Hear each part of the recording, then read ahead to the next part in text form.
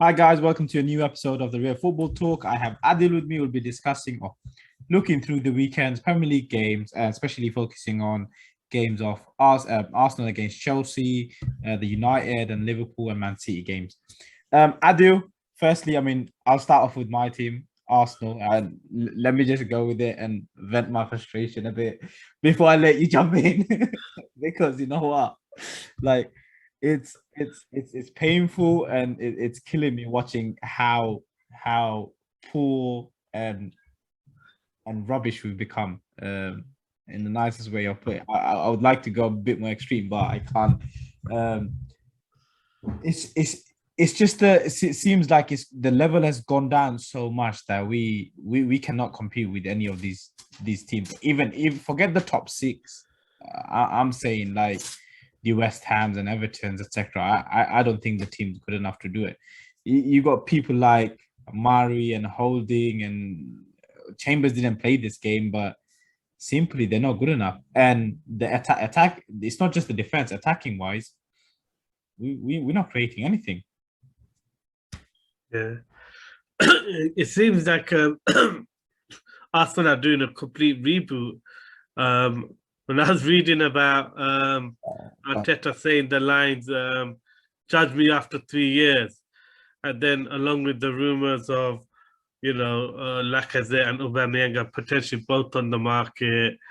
We don't know whether they're honest or not, but it does seem like the whole Arsenal project has gone back into restart mode, and they've gone backwards into a reboot, and they're gonna clear out all the senior players and build the foundation of the team with the whole new players plus Shaka, who they're giving a contract extension to.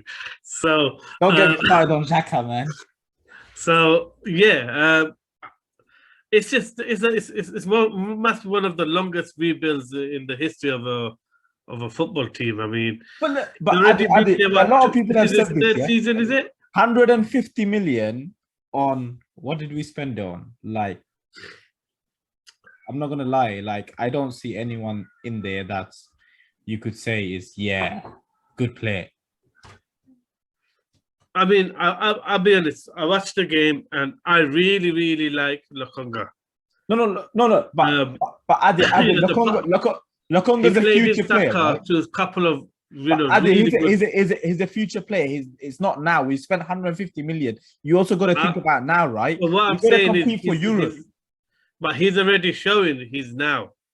He looks really good. All right, off the ball, he's got a lot to learn, but on the ball, I mean, his passing range. He was doing Pogba-esque passes from the first minute, certainly up until the goal. So I really do think you've got a seriously good player there, and maybe he's not one for the future as much as people think. I think he's ready, certainly from a on the ball point of view. He brings something different, creativity. He can drive, he can pass. He's an all-rounder. Yes, off the ball, he's positionally poor. He ball watches. He gets sucked in too much. He needs to learn to maintain his position a bit more. But I really do think he's a signing. From the little I've seen of Tavares, I quite like him. He seems quite aggressive. He's very attacking. Other than that, where I think Arsenal have failed is their big money signings. I mean, not many of them look great value. Or, like I can still refer back to last season. At the start of the season, I thought Gabriel looked like he was going to be a fantastic signing. And then I felt probably Arteta overcooked. I think he's the red card incident, and his confidence went, down. And towards the end, he started. So maybe these big name signings are good. I don't know. I mean, I really can't get my head around Ramsdale, and I'm still not sure whether Odegaard commands, 2-3 years of being a team starter for a team of Arsenal stature. I don't know. I think what's Odegaard done? What's he actually done? Like really speaking, after he came, there's people, Arsenal fans telling me that Arsenal form last year. You know the run they had since I think December or something. 5 games in a row you won. Yeah. Right? No. I mean, that's table they gave since this time. They're third on the table or something, like in terms of points accumulated, etc. So they're saying it's all down to Odegaard and Odegaard coming in. I'll just like, how deluded can you be that it's down to Odegaard only? I think couple of the games he was the standout player. Yeah, but majority of them it was down to Pepe's upturning form or to say it was no, but Adi, to say it was only Odegaard that changed the whole thing. Yeah. Well, I think that's just optimism. I think everyone's hoping it works out. Look, Arteta is doing it his way, and he will live and die by the decisions he's making. I mean, it's ballsy, really. I mean, I still don't understand the brains behind spending 24 million on a backup keeper. He has to come in as your first choice, and we got and you have to have someone. Yeah, you should be moving on Leno because he's not a backup keeper. So, he's still highly thought of in Germany. So I'm sure there's a market for Leno. Now, if they sell Leno before the transfer window closes and they get someone else in, and there's so many of these kind of cheap, keepers that were going for free. For example, Onana. Look at Onana. There's Wayne Hennessy going. You had all right, Everton got Andy Lonergan. Are you speaking of homegrown? No, just any of these old experienced backups. But Begovic went to Everton. I did forget that we had Matt Ryan that we could have tapped up, but we didn't. We decided that in itself says everything. So yeah, I really don't understand the finance or the strategy behind paying that much money for a first choice keeper to be your backup. Yeah. Unless you're planning to drop Leno and sell him. I think I've said this before. Obviously, Leno wants to go. He doesn't really want to stay anymore. He wants a new challenge. But if that's the case, what I don't get is he's got, I think, 2 years left in his contract now. Why wait until next year? Get rid of him now when you can get better value for him. And this is another point that irritates me. Is like, how are you thinking business-wise to make money? And this is what's costing the club. You look at every single player we've sold. It's in the last year where we terminated their contract. We sell them for peanuts. Yeah, I think I don't know. Well, like I said, it's a complete rebuild. Let's see how this version is. This might be the third rebuild of the Arteta era. Yeah. I'm sure is unprecedented. But you know what? Watch that game was just a joke. I mean, yeah, Mari is. I think it's harsh. The first 15 minutes, I thought Arsenal were good, but while I was watching it, Arsenal always look good for 15 minutes, but when the going gets tough, what do you see? Well, second half they played well. I mean, you can't deny they played well second half. You and I both know Chelsea were just cruising. No, but at the end of the day, if they wanted to step it up more, they would have. It's like, what's the point? I don't think Chelsea was sitting back. I don't think I think Chelsea was still going for it. Yeah, we just. But I thought at the end of the day, at the very least, it could have got a lot worse from halftime, and they did enough to. They showed enough fight. Game was done. Yeah, obviously the problem for us is they got Man City next. Yeah. So I just think real tough run of fixtures. Bottom of the table. That's what's gonna happen. Yeah. We're gonna do a relegation. You know, the game after that is gonna be against Norwich. Who's gonna claim the first points of the league? What a joke! I mean, what a joke! Who's Norwich playing this week? They may get their points beforehand. What a joke! But it is a tough start to the season, isn't it? So yeah. The problem is they lost to Brentford, and the that's where all the pressures rise from, because Yeah. there's no shame in losing to Chelsea. I mean, they're the European No, champions. of course. Yeah. They beat City last season. They've beaten, good teams. And then losing to City or Chelsea, I don't think it's terrible. It's the fact I that they think the haven't biggest got thing nothing out of the is Brentford the game. biggest thing is the fact that one, it doesn't seem like there's any improvement. Two, it doesn't seem like Arteta's learning from the mistakes he's making. And three, it's just some of the decisions he's making is just abysmal. I have a question for you, Hassan. Go on, okay. You have apparently 9 players out to either COVID or injury. Right. How many of them are actual first team starters? So you had what? Aubameyang, Lacazette. Oh, Aubameyang started. Came off the bench. Sorry, he was available. Out, Ben White out. So Ben White's one. I don't know if Lacazette would start. So he starts He starts most of the big games because obviously we played the whole league. And then Lacazette, Aubameyang plays on the left. Who else would you say from that is missing? Gabriel is injured. Bellerin is injured.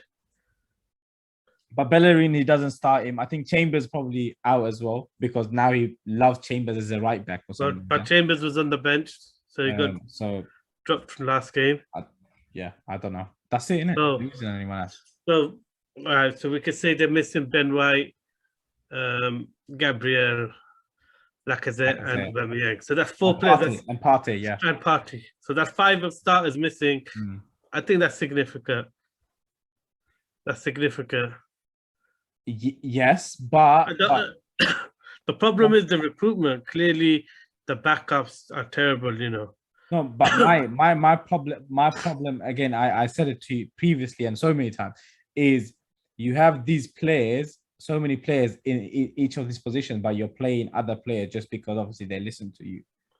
But clearly, you have better players in those positions, and you're disregarding some of these players. You're devaluing these players, anyways. Just by who would you start ahead of Murray? Because he got absolutely manhandled by Lukaku. But the defending was so naive. Have you ever seen a more naive piece of defending? Like you're going to be a yard behind everyone and stand behind a big guy and then try and push him from the back. We have to. I mean, you said that you made the perfect example, didn't it? It was about one of my ex partner in crime, but someone's stronger than you and you try going into a battle with him. It's just stupid, isn't it? You're crying out to be like that you're going into a battle against a stronger guy and you're going behind him. You're not even battling him on the side or on the first touch. You're trying to battle him after he takes a touch. Is from behind. But did you see the ease in which way he kind of shrugged off Murray after when he was running through and Murray fell down someone ran through it. Well, he tried grabbing Lukaku. Yeah, but Lukaku just nothing. So and people are saying, oh, Murray should be starting and Murray's good enough. He's not even good enough for the freaking bottom of the league teams. Oh, yeah, but don't you think Tierney positionally was at fault for both goals too? No, but for the first goal, in the first instance, when the ball comes in, the run off, I can't remember who the run was. Tierney was following that. It's Saka that needed to follow James.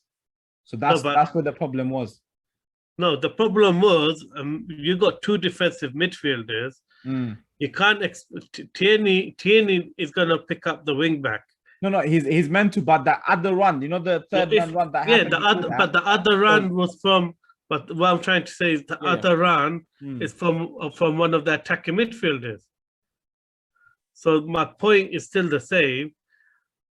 What's the point of having 2 defensive mids on the pitch if they are not tracking the run of the midfielders? Tierney shouldn't really have to deal with that. Yeah. So, but a lot of people blaming Tierney for that mistake, though. I still don't think that pass was on. I don't think that pass was really on into the midfielder. I just think he should have. He makes it too easy for James for both the cross and for the goal. For the finish. In my opinion, I just think he was so narrow that he gave someone of the power and pace of James too much of momentum. But another thing that brings me into a play, like you as a manager, Adi, you've managed enough, right? You see that they're getting overloaded in that right side with James, right? Surely you got to change something. All right, you don't see it. I would give the player who has to follow the fullback would know who that is. If you decide it should be Saka, Saka should know that my man is James. I think that's where the problem was.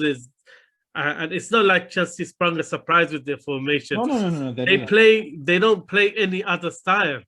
They get it out wide. They get crosses in the box. That is this Chelsea. They overload out wide and they cross the ball in. So how there was no preparation? How those two goals happened? Where the second one even the same. It's virtually they're shifting everyone out on the left hand side, but it's two players manipulating. This is my question. First, one you didn't prep, but second, you see the goal, and then second goal is the exact same template. You as a manager surely must see that and do something to rectify that. Whether he's doing that or not, that's. I don't think he made until second half probably. Yeah, I think the problem is they left it 5 for 5 at the back, and as that's their biggest problem. That's naive as well. Is I still think the defensive mids don't pick up a player. And obviously the other problem is there's no instructions for Saka or Pepe to come in and follow the wing backs. So not much of a tactical masterclass off the ball. But I mean, enough about Arsenal. I'm sick and tired of them. Lukaku. Let's say a bit about Lukaku. Yeah, that's what I was gonna come to. Lukaku, and Chelsea. Obviously, Chelsea's been missing that big man up front, and that first goal kind of proved the type of position and play that they've been missing. That link up play, and then going into the end to finish it off. I mean, Lukaku, what a signing! And even for the second one, the way he just dummies it for Mount to play in. Yeah, he's. I mean, everyone made a big deal out of the fact that he's going to Inter and Conte's really turned him into this complete player. But if there was ever a game to see that, and I mean, what a performance! And if he ain't in everyone's fantasy team by next week, I'll be shocked. I do. I already had him. Don't worry. Everyone's gonna, he's gonna score goals in this Chelsea team. I would be surprised if they don't put the price up in fantasy league. I'm calling it out now. You know what? That'd be a rip-off because you know what? they put the price up of certain players too much too quickly, and it's unreal. Yeah, they're making it more of a challenge. Yeah. But I'm alright. I bought him first, so as in before. So. I thought outside of Lukaku, I have to say Jorginho again. Just think he's a cut above. He's playing base for. Arsenal. Kovacic was very good yesterday too. Arsenal did try to press high.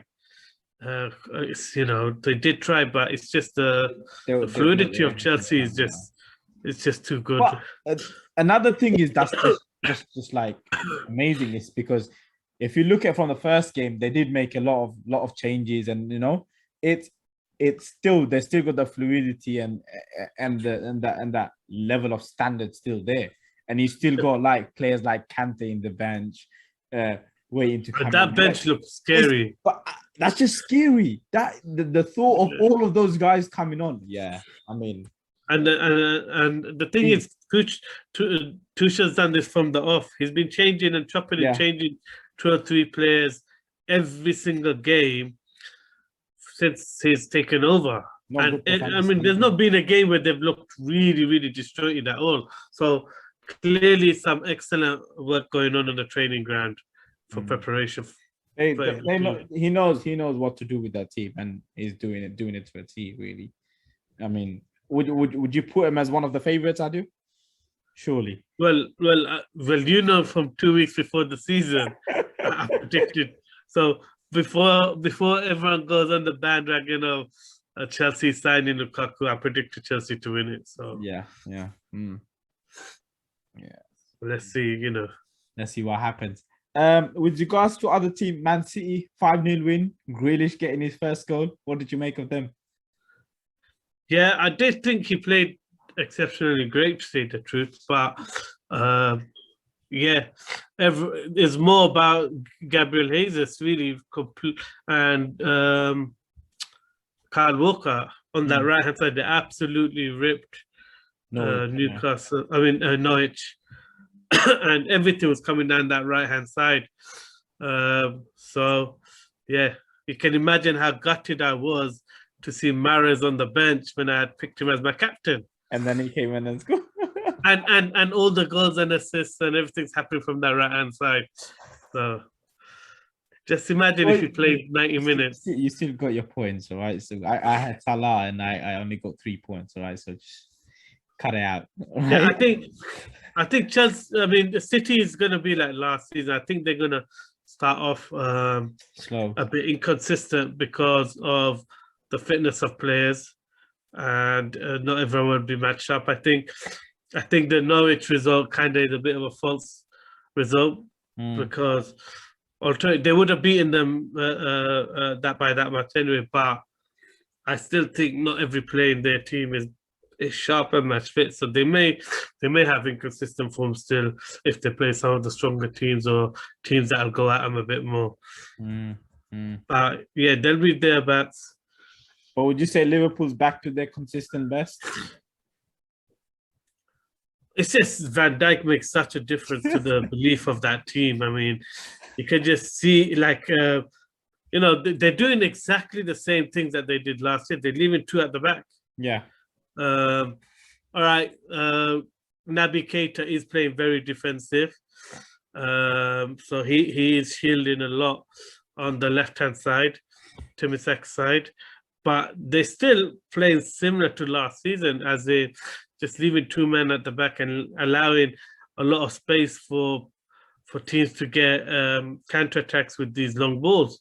The difference is once you have Van Dijk, he just mops up.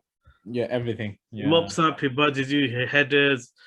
And it's not just like headers where he's clearing, he's cushion heading it into midfield. Just retention of possession. What's even more spectacular is his reading of the game. I think that's the thing that kind of makes it even harder for any other team, is because he reads the game so well. So he's already into positions before like the ball has left the feet of the defender or someone clearing. So it just makes such a like difference as a team, because he's already setting up the team for the counter attack. I thought Matip was had a lot more to do and was probably in that game the best player. You know, I mean, he dealt with everything, and Van Dijk, as usual, didn't have as much to do. But obviously, they had Ashley Barnes, you know, literally wrestling with Matip, and Matip handled it well.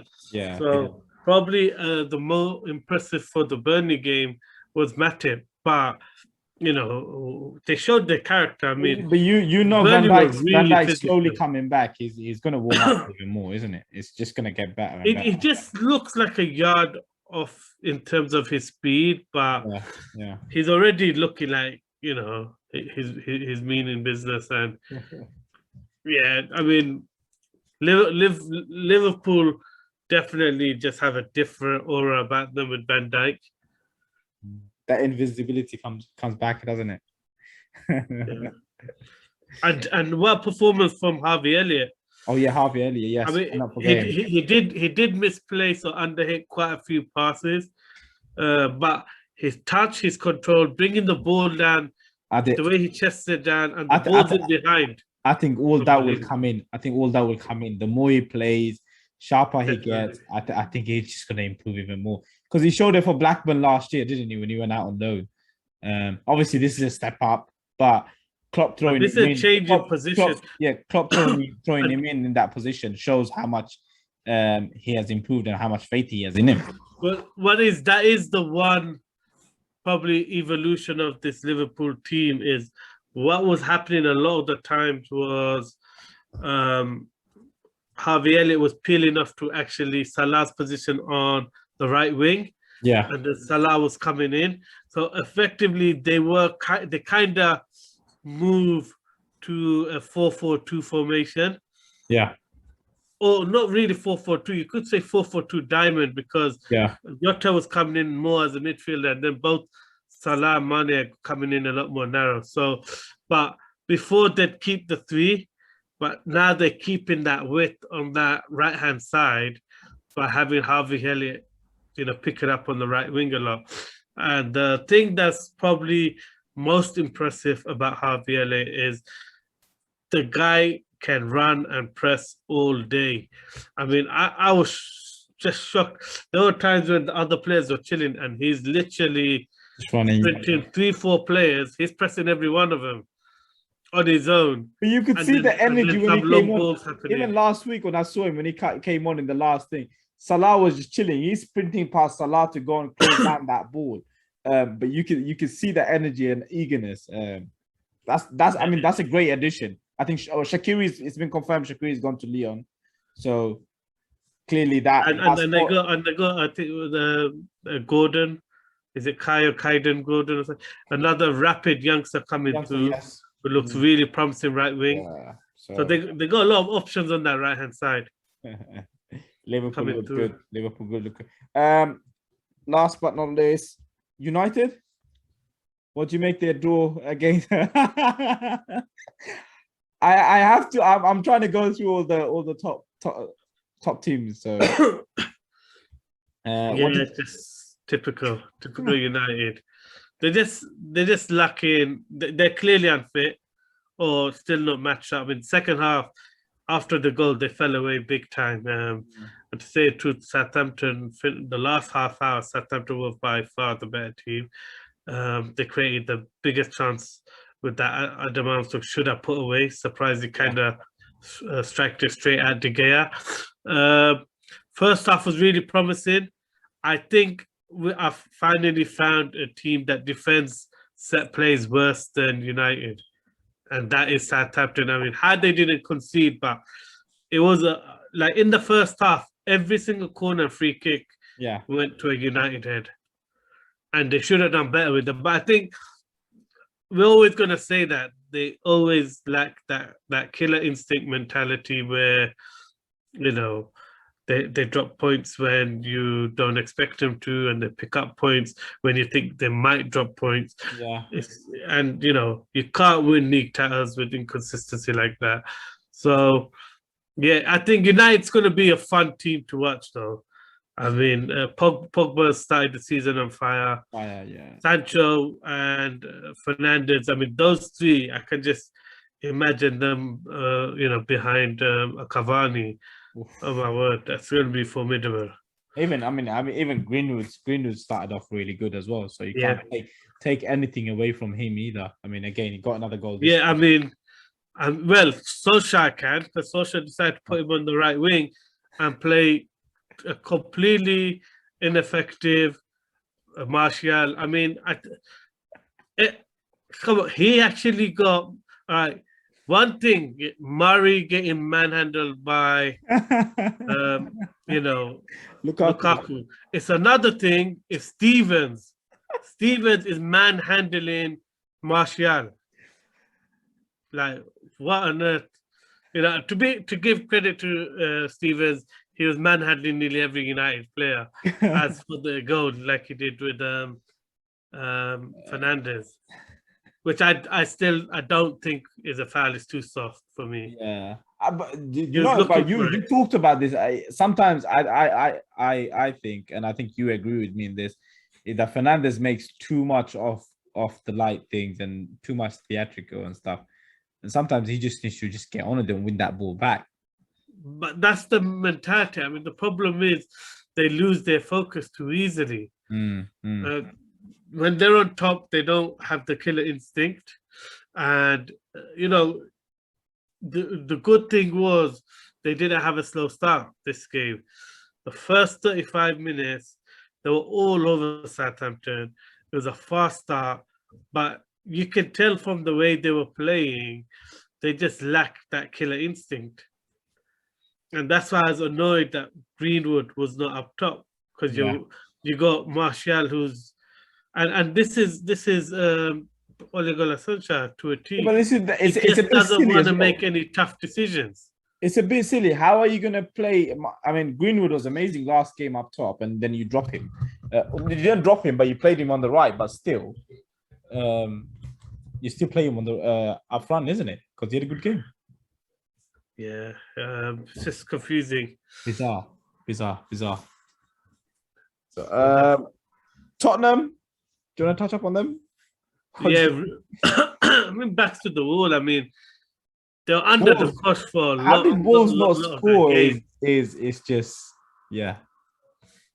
Yeah, I mean they got the penalty. It's one of those ones where it's a foul, but it's also really naive goalkeeping, because Dele Alli wasn't getting to that ball. He pushed it so far to the left that the goal chance was gone.